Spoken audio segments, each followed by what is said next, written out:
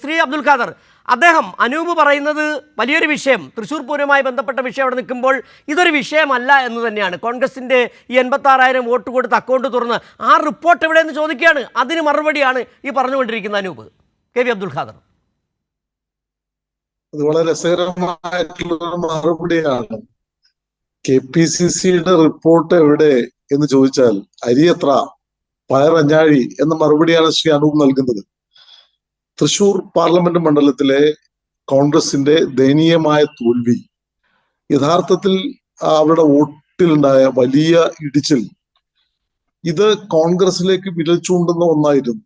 സുരേഷ് ഗോപിയുടെ BJPയുടെ വിജയത്തിന് കാരണമായ ഏറ്റവും പ്രധാനപ്പെട്ട ഘടകം ഇന്ത്യൻ നാഷണൽ കോൺഗ്രസിന്റെ സ്ഥാനാർത്ഥിയായി കഴിഞ്ഞ തവണ മത്സരിച്ച ശ്രീ TN പ്രതാപന് ലഭിച്ചതിനേക്കാൾ ഏതാണ്ട് 96,000 വോട്ടുകളുടെ കുറവ് അവിടെ സംഭവിച്ചു.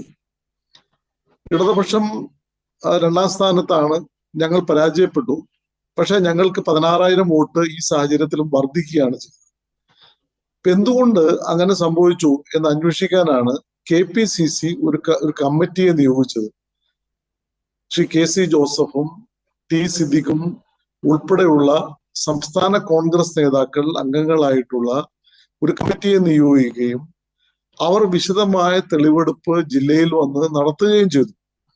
കമ്മിറ്റി മുമ്പാകെ മൊഴി നൽകിയത് തൃശൂർ ജില്ലയിലെ കോൺഗ്രസിന്റെ പ്രമുഖരായിട്ടുള്ള ഭാരവാഹികളും പ്രവർത്തകരും ഒക്കെയാണ്. ആ കമ്മിറ്റി റിപ്പോർട്ടിൽ ചൂണ്ടിക്കാണിച്ചു എന്ന് നമ്മൾ പുറത്തറിയുന്ന കാര്യം, ശ്രീ പ്രതാപനും അനിൽ അക്കരയും ഉൾപ്പെടെയുള്ളവർ, ശ്രീ ജോസ് വള്ളൂർ ഉൾപ്പെടെയുള്ളവർ ഈ കാര്യത്തിൽ കുറ്റകരമായ കൃത്യവിലോപം കാണിച്ചു എന്നുള്ളതാണ്. അത് കേവലമായിട്ടുള്ള നമ്മുടെ ഒരു നിരീക്ഷണം മാത്രമല്ല. തെരഞ്ഞെടുപ്പിന് ശേഷം DCC പ്രസിഡന്റ് സ്ഥാനത്ത് നിന്ന് ശ്രീ ജോസ് വള്ളൂരിനെ മാറ്റി. എന്തിനാ മാറ്റിയത്? തെരഞ്ഞെടുപ്പിൽ പരാജയപ്പെട്ടു എന്നുള്ളത് മാത്രമല്ല, ദയനീയമായിട്ട് തങ്ങളുടെ വോട്ടുകൾ ചോർന്നു എന്നുള്ളതിന്റെ പേരിൽ കൂടിയായിരുന്നു അദ്ദേഹത്തെ മാറ്റിയത്. UDF ചെയർമാൻ സ്ഥാനത്ത് നിന്ന് ശ്രീ MP വിൻസെന്റിനെയും നീക്കുകയുണ്ടായി. ഇതേ തുടർന്നാണ് KPCCയുടെ അന്വേഷണ കമ്മിറ്റിയെ നിയോഗിച്ചത്. ശ്രീ KM മുരളീധരൻ ഇപ്പൊ കഴിഞ്ഞ ദിവസം കോഴിക്കോട് നടത്തിയ പ്രസംഗം മാത്രമല്ല, അദ്ദേഹം തൃശ്ശൂരിൽ നിന്ന് പോകുന്ന സമയത്ത് ഇവിടെ നടത്തിയ വാർത്താ സമ്മേളനത്തിൽ വളരെ കൃത്യമായി പറഞ്ഞൊരു കാര്യം, എങ്ങനെയാണ് ഞാൻ ഈ ഇലക്ഷൻ കാലത്ത് ഫേസ് ചെയ്തതെന്ന് എനിക്കറിയില്ല. അത്രമാത്രം എന്താ പറയാ, നിർജീവമായിരുന്നു തൃശ്ശൂരിലെ സംഘടന എന്നതാണ്. തൃശ്ശൂരില് സ്ഥാനാർത്ഥി പര്യടനം തുടങ്ങാൻ ആളില്ല. സ്ഥാനാർത്ഥി പര്യടനത്തിന്റെ അവസാന ദിവസം ആകെ 3 പേരാണ് ബൈക്കായിട്ട് വരുന്നത്, ബാക്കി ആളില്ല.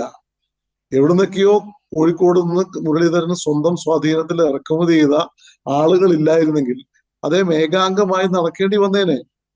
ഇതൊക്കെയാണ് അദ്ദേഹം ചൂണ്ടിക്കാണിച്ചത്. അപ്പൊ യഥാർത്ഥത്തിൽ തൃശ്ശൂരിലെ തോൽവിയുടെ പ്രധാനപ്പെട്ട കാരണം കോൺഗ്രസ് വോട്ട് മറിച്ചു നൽകി BJPയെ വിജയിപ്പിച്ചതാണ് എന്നുള്ളത് വസ്തുതാപരമായിട്ട് ശരിയായിട്ടുള്ള ഒരു കാര്യമാണ്. അത് റിപ്പോർട്ട് പൂഴ്ത്തിവെച്ചുകൊണ്ട് മാത്രം ഇത് ഇല്ലാതാവില്ല. അതൊരു വസ്തുതയാണ്.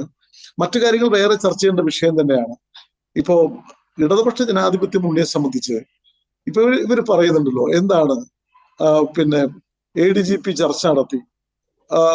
ഇടതുപക്ഷ ജനാധിപത്യ മുന്നണിയെ സംബന്ധിച്ചിടത്തോളം, ഗവൺമെന്റിനെ സംബന്ധിച്ചിടത്തോളം ഇലക്ഷൻ തൊട്ട് നടക്കുന്ന പൂരം കലക്കാൻ തലക്ക് വെളിവുള്ള ഏതെങ്കിലും പാർട്ടിയോ ഗവൺമെന്റോ നേതാക്കളോ തയ്യാറാവോ, ചിന്തിക്കുവോ? ഒരിക്കലുമില്ല. അവിടെ പ്രശ്നങ്ങൾ ഉണ്ടാവേണ്ടത് ഇടതുപക്ഷമല്ലാത്ത ചില ആളുകളുടെ താല്പര്യമായിരുന്നു. ആ താല്പര്യങ്ങളുടെ അടിസ്ഥാനത്തിലാണ് അവിടെ അവസാന ഘട്ടത്തിൽ ചില അസ്വാരസ്യങ്ങൾ ഉണ്ടായത്, ചില ബുദ്ധിമുട്ടുകൾ ഉണ്ടായത്. അതും ഒഴിവാക്കേണ്ടതായിരുന്നു. സിറ്റി പോലീസ് കമ്മീഷണറുടെ ഒക്കെ നിരുത്തരവാദപരമായിട്ടുള്ള ഇടപെടൽ ആ ഘട്ടത്തിൽ തന്നെ LDF ചൂണ്ടിക്കാണിച്ചതാണ്. ഞങ്ങൾ CPIM-ഉം CPI-യും ഒക്കെ നിശ്ചിതമായ വിമർശനം ആ കാര്യത്തിൽ ഉന്നയിച്ചതുമാണ്. പിന്നെ ഇപ്പോ അനൂപ് തന്റെ വാദമുഖങ്ങൾ സമർത്ഥിക്കാനായിട്ട് PV അൻവർ MLA കൂട്ടുപിടിച്ചു. അൻവർ ഇക്കാര്യത്തിൽ എടുത്തിട്ടുള്ള നിലപാടിനെ സംബന്ധിച്ച് CPIM-ന്റെ അഭിപ്രായം ഇന്ന് പാർട്ടിയുടെ സംസ്ഥാന സെക്രട്ടേറിയറ്റ് വ്യക്തമാക്കിയിട്ടുണ്ട്. അതിൽ കൂടുതലൊന്നും എനിക്ക് പറയാനില്ല. അത് പാർട്ടി സെക്രട്ടേറിയറ്റ് പറഞ്ഞ കാര്യമാണ്. ശരി ശ്രീ അതുകൊണ്ട് കെ ആ അബ്ദുൽ കാര്യത്തിൽ